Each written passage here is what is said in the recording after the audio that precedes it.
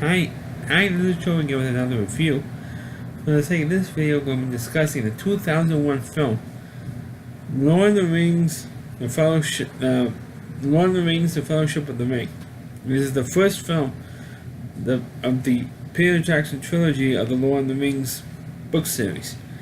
And of course, right after that, I know I'm going to do the other two films. Right now, I'm just focusing on the first one. And of course, the problem with these movies, for me, is that it's all action, a lot of CGI, in terms of all the big budget battle scenes, which back in the 50s and 60s, when doing an epic like this, they usually would apply thousands and thousands and thousands of extras to do the battle scenes. But since when they have CGI, you don't need to hire thousands and thousands of actors to play the creatures of Sauron to fight the forces of man, the elves, the dwarfs, and whoever else in the series. You didn't need that today. With the advent of CGI, you just create people. And when this movie series came out in 2001, a lot of people thought the Lord of the Rings series was unfilmable because of what they have to, it's supposed to be like the sweeping epic, and it's going to be hard to do. Well, Peter Jackson found it wasn't that hard to do because with the, like I just said, with the computer technology today, at least back then in 2001, they were able to do it. And when Peter Jackson did it, was he filmed all three films back to back to back, and he released one movie a year. So 2001 was The Fellowship of the Ring. 2002, the Two Towers came out, and then in 2003 was the third film, which was The Return of the King, which won 11 Oscars. And it's one of the many recent Oscar-winning films to not have any actors win anything. In terms of acting, talking about either Best Actor or Supporting Actor, they won nothing. All the Academy Awards that these three films won, never won an acting award, not one time. Which goes to show you, what I was saying, the overacting in these movies. Of course, folks, right now in this video, let's focus on the first one, which is the Lord of the Rings, The Fellowship of the Ring. But of course, shows you it is an origin story, and it is the first movie that sets up the whole series. But of course, stars Elijah Wood and practically all these actors are in all three films. Orlando Bloom plays the elf, the one with the bow and arrow. Viggo Mortensen plays the human, the king. That's featured in The Return of the King, in the third film. And you also have Elijah Wood, who plays Frodo, the main character, Frodo. And then you have Sean Astin playing Sam, who is his companion, who throughout the whole three films calls him Mr. Frodo, Mr. Frodo. After a while, after watching 3 hours of this movie, which is how long the films are, each one is about 3 hours, it gets annoying to hear the name Frodo. You can just reach into the television screen and strangle these characters because they keep repeating the name Frodo. You also have Ian McKellen, who played the wizard there, and you also have Christopher Lee in this film as well. Who played Gandalf? That was a character that Ian McKellen played Gandalf, who was the big wizard in this thing. Of course, the first film, like I said, they do a little prologue. It sets up the whole story over the course of the three films, which with Sauron, who was the main villain, they made several rings for each different race in what's called Middle Earth, which is a fictional fantasy world. And if you don't know where the hell Middle Earth is, geographically you don't know where Middle Earth is. But each race has one particular ring. Like the humans have one ring, the man has one ring, the elves have another ring, the hobbits have another ring, and so on and so on. But Sauron made this one particular ring that controls all the rings, and it has all this incredible power, and it's an evil ring, and tempts people and all that type of thing.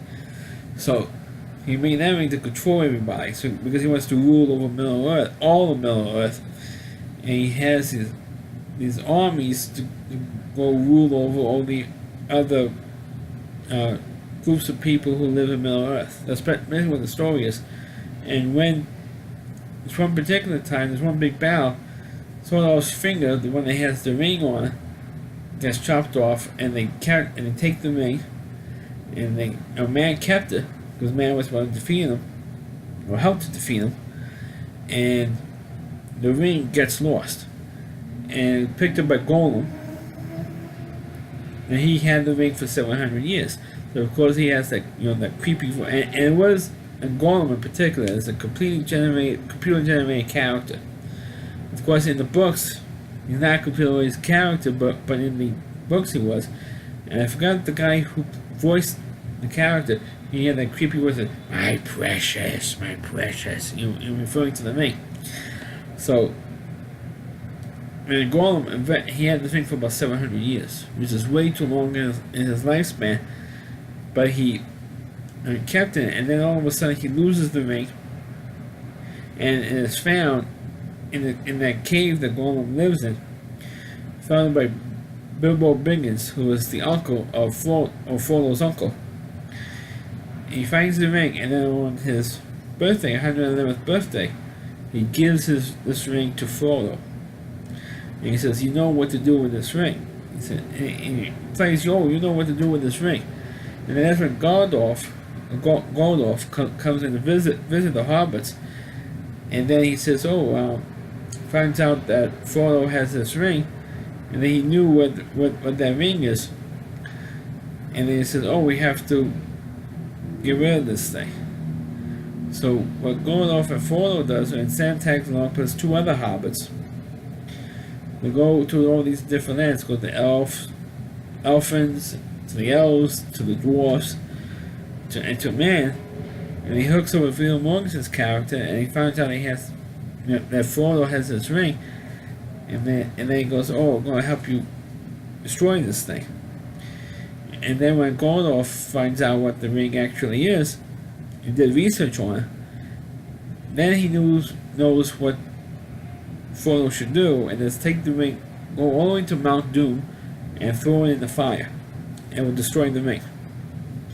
And he finds out this is the most evil ring, controls all the power, and Sauron is going to go search Middle Earth, and he's going to kill you for that ring.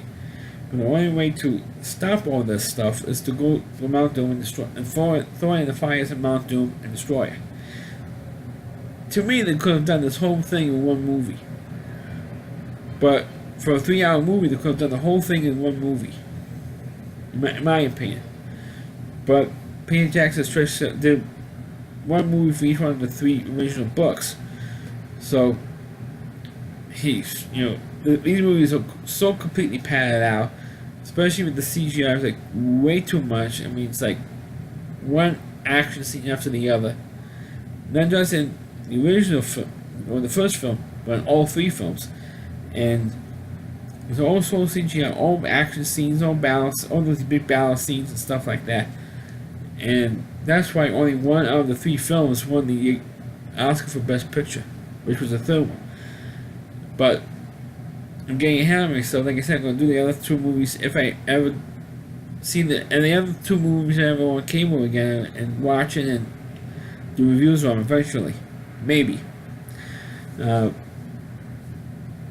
anyway, of course, I'm thinking the first film, when he gets to the end of it, when Frodo gets 9 other people to go along with him for this venture to destroy it, to go through land after land and land, and then of course with so much forces constantly attacking them, and to the point where Gandalf is gone, he falls into the pit and is gone.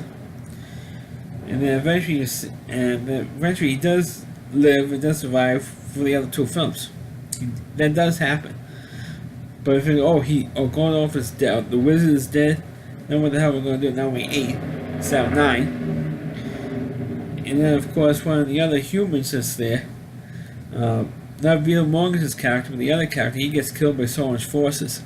So now they're down to 7.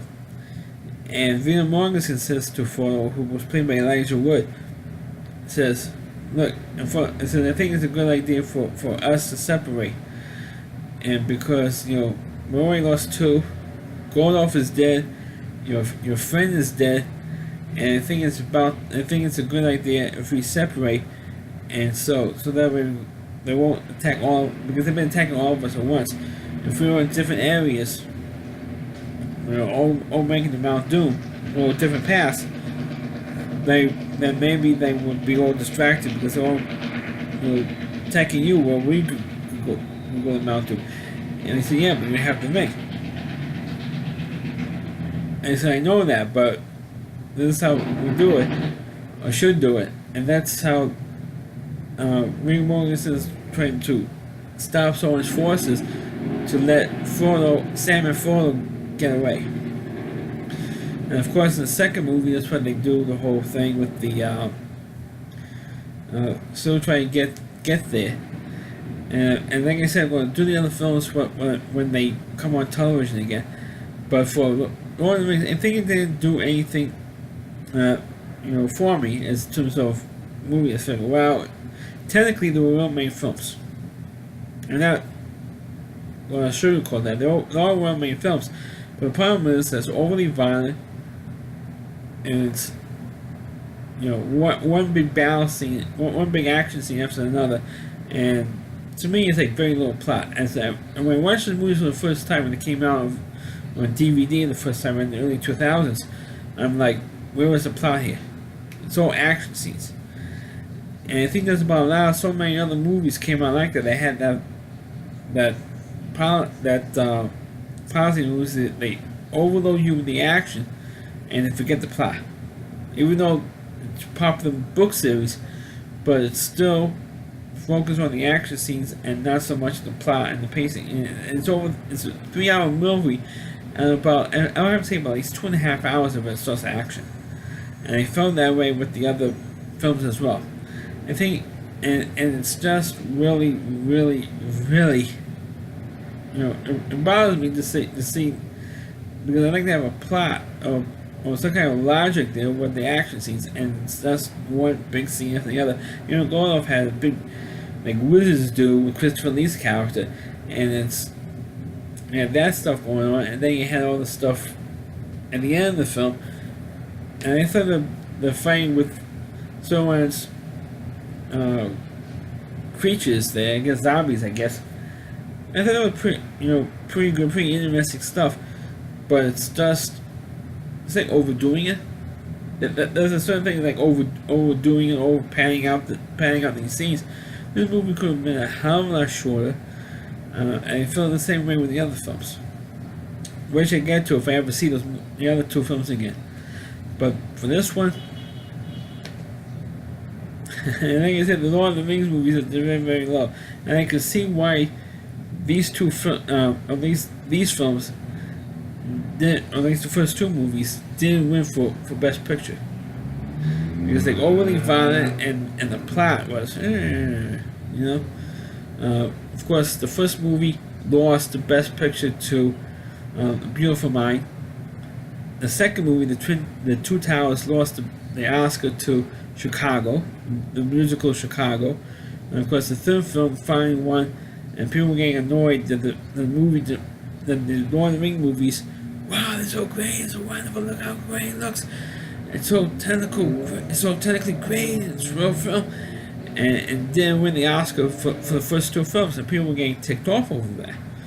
And I do remember they were getting angry over that, because they say Chicago's had one of the greatest Oscar-winning films and stuff.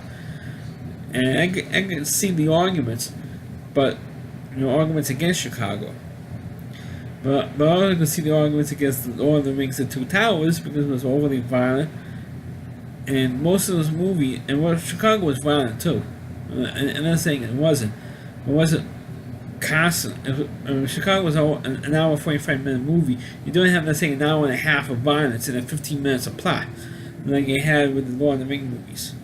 Did, in my opinion. But like I said, I'm going to get to the other two films. If and when I ever see the other two films, I'm going to do that as reviews. But for now, I'm just going to do the first one, and that's it. For the time being. So that's my review of the movie Lord of the Rings: The Fellowship of the Ring. Please click on the video. Please rate it. Feel free to comment on it. Please subscribe to my channel. Please forward this video to your Facebook pages. You can check out all my reviews and on my YouTube channel at WDYC.com. It's all WDY. And that's C.com. There's a homepage for our reviewer, Christine Moore. Please check out all of his videos on his website as well. Thanks for watching, and catch you next time.